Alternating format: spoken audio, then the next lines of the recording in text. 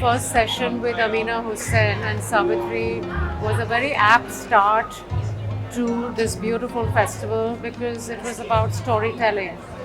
And Amina's approach to telling her stories was honest, raw, refreshing, straight from the gut. And that's exactly the kind of message that we want to send out. To be yourself, to be creative, and to be honest to your craft. And I think Amina does that wonderfully well.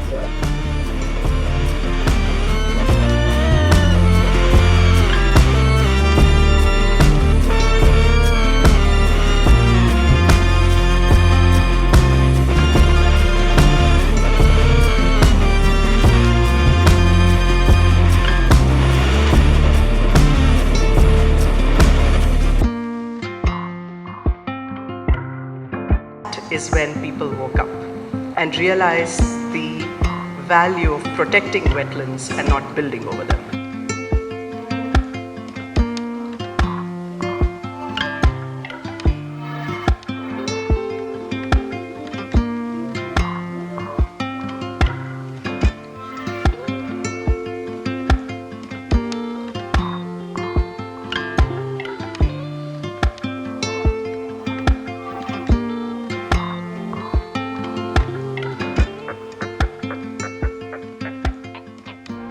So today is my first time at the HSBC Ceylon Literary and Arts Festival, and we had a fabulous morning here, hearing from people like Manu Pillai, Professor Amarakirti Lianage, Josephine Quinn, and our very own Amina Hussain.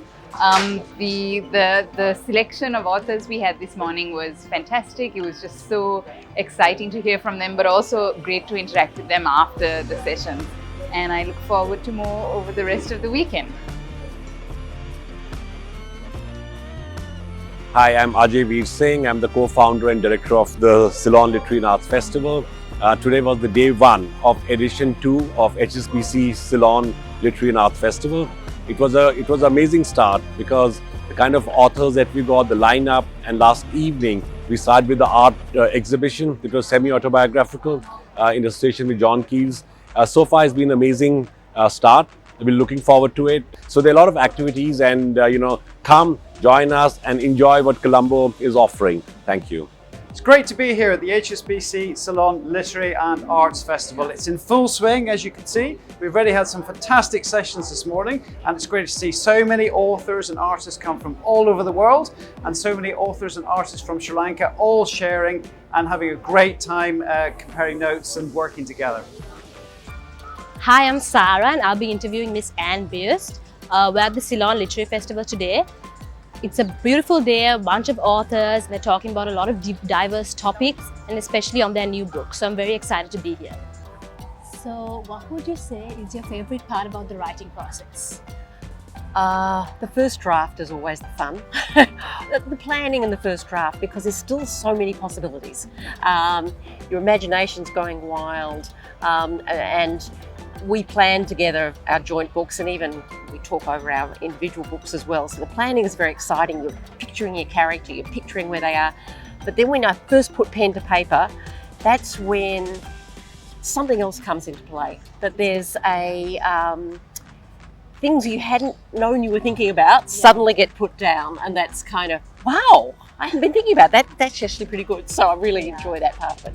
True, and if you ever do happen to get writer's block, what would be like your one solution to get over it? Well, we don't get writer's block because we Okay. plan. Okay, So fair, we might yes. get planner's block. So in the planning process, we might have a stumbling block of, oh, this doesn't sound right. What are we going to do?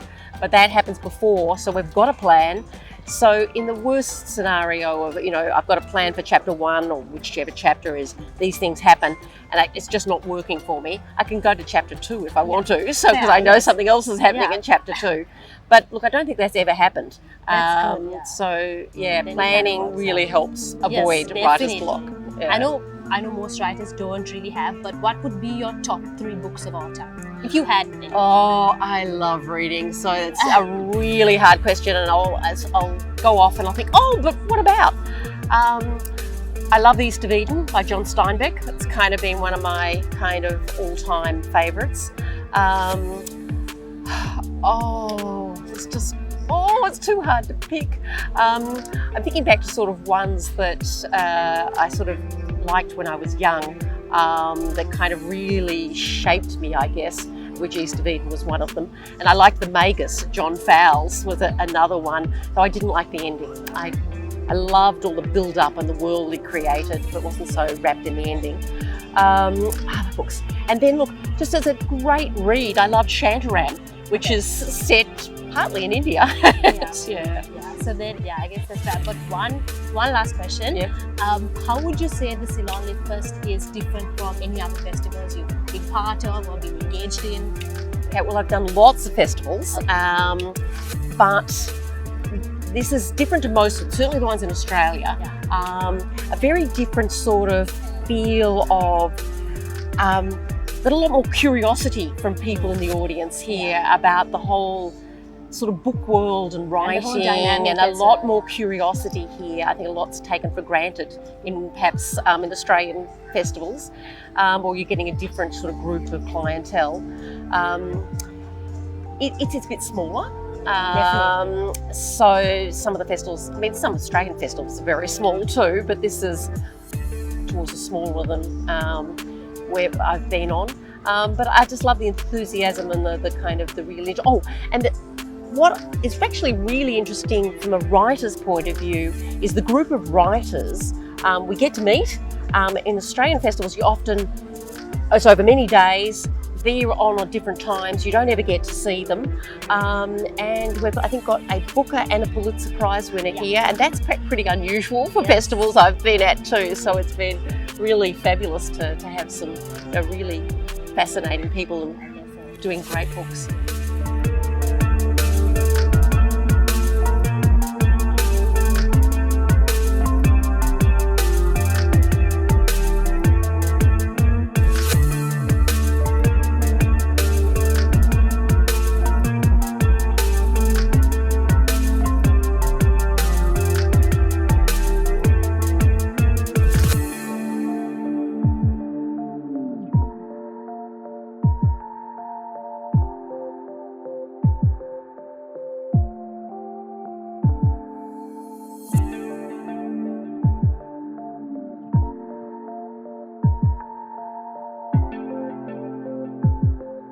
Today we're here with Mr. Shawn Otto, who is a speaker, filmmaker and writer who mainly focuses on science writings.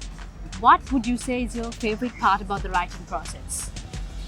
Oh boy, I think rewriting. Okay. The first time that you write something, it's really bad, and you have to embrace that and rewrite it, and that's the most enjoyable part because you're making something that's bad better. That is fair, yes. And what would you say, what is your biggest tip to overcoming writer's block?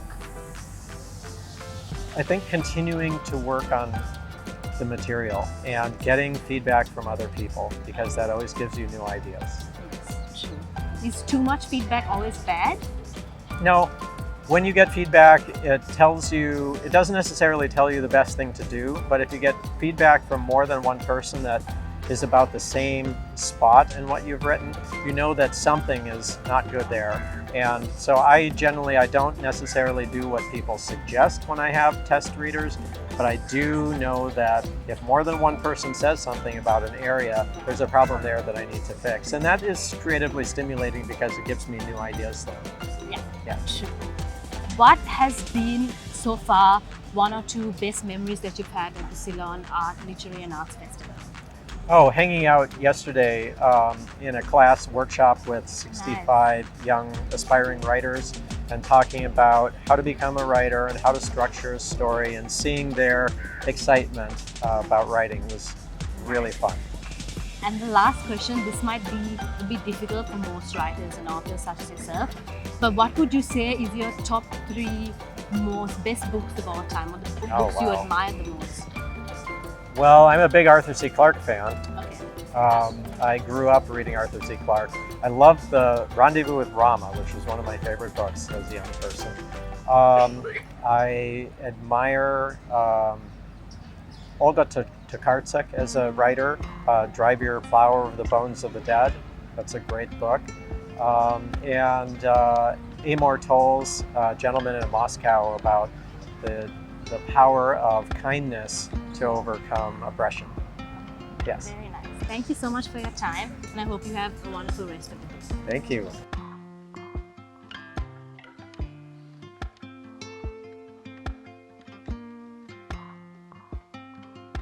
Hello, I'm Sarah and we're here with Kiran Desai, who's well known for being a very famous author and novelist. How are you doing today? Very well, thank you. Delighted to be here. Lovely to have you here. There's just a few questions that I have. Firstly, what is the best part of the writing process for you? Oh, the best part of the writing process is, well, it's a privilege to be a writer, and the invention, the freedom of it. And it's extraordinary to be able to live an artistic life, to see the world through the lens of writing, through the lens of art. Very nice. And what would you suggest? What would be your go-to solution to overcoming writer's block? So I must experience writer's block in that sometimes things are difficult and I don't, the day is hard, but I don't perceive it as writer's block. I find that I love sitting at my desk so much that even if I'm not working well, I enjoy the process of mulling things over, looking out of my window. It feels like a meditative state. Oh, lovely. So I don't experience writer's block as writer's block. I kind of enjoy that. I kind of enjoy that time, and I think to be a writer, it takes patience and it takes waiting for that moment when you can pounce on, an idea or the connections you need to make your book, move the plot along. So I actually love those times. Okay, nice. So you prefer writing at home as opposed to anywhere else? I prefer writing at home because I do need the silence. I get distracted. If I were in a cafe, I would be listening to conversations and making notes for a book. I wouldn't be writing my book. That's completely. And just one more question. What would you say is your top 3 favorite authors or books? Oh, top 3. That's really difficult.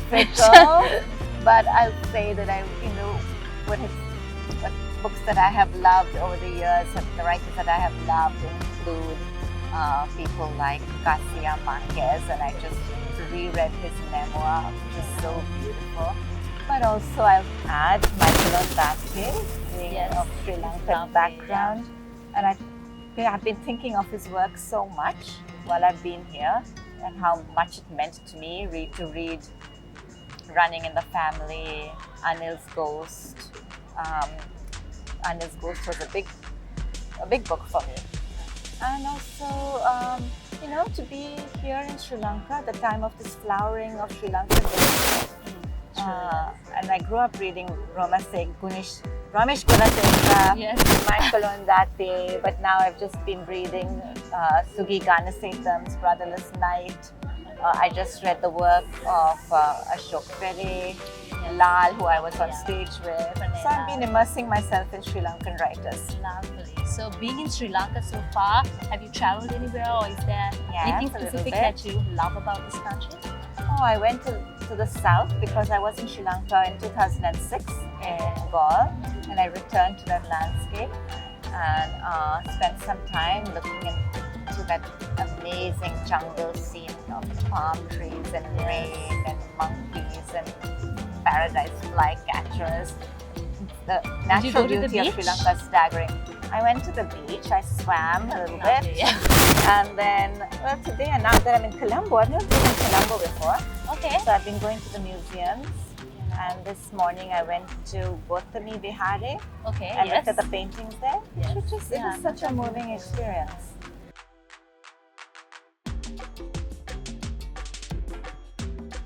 Hi, my name is Kiran Desai and I'm with the brilliant writer of Return to Sri Lanka, Razeen Sally. How are you doing today? I'm fine, thank you. Okay, so let's just get right into it. If you could be a policy maker for a day, what would be the first change you'd like to make? In Sri Lanka? Yes. Well, there are so many. What would I pick out?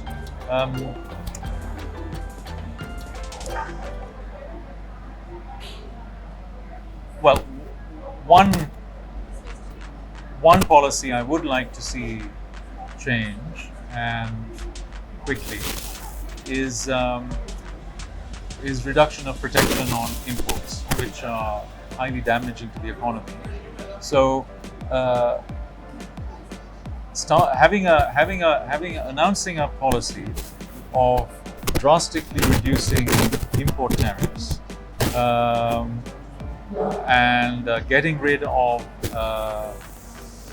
quotas and extra charges like cesses is something I'd like to see. I'd like to see many other policies as well, but that's one. Okay. If you could trade places with any historical economist for a day, who would it be? Well, the answer to that one is easy. I think of all my economist heroes, the one who towers above them all is Adam Smith. Okay. So if I could be Adam Smith for a day, and maybe in 2026, one day in 2026, that would be a very happy day, because 2026 will be the 250th anniversary of the publication of his Wealth of Nations. Okay, that's a classic answer. Would you rather be the author of a book or a research paper? If you had to choose between the two? Definitely a book, and not an academic book, but a travel book. Okay. And what's the most surprising thing you learned from traveling so extensively? Any surprising fact, any fun fact? Yes, that human beings are very varied and very complex. So one of the wonders of traveling is to see how complex and how varied human beings are, and that makes life fascinating. Is there any place in Sri Lanka that you feel personally connected with? Yes. My father comes from Badulla, and I spent childhood holidays in the Uba Hills. So I think that's the one part of Sri Lanka I always want to go back to. And last but not least, any particular topic that you would love to write about next? Is there anything in your mind? Well, yes, I'm working on a newish book project, and that's a travel book on the Buddhist world. So I am gradually exploring different parts of the Buddhist world. So that's my travel agenda for the next 5 years. Okay, so any idea when it would be published? Oh, probably I hope in about 6 years' time. Okay. So you can stay tuned in 6 years. Yes. Okay. With patience. Okay. Thank you so much. Thank you.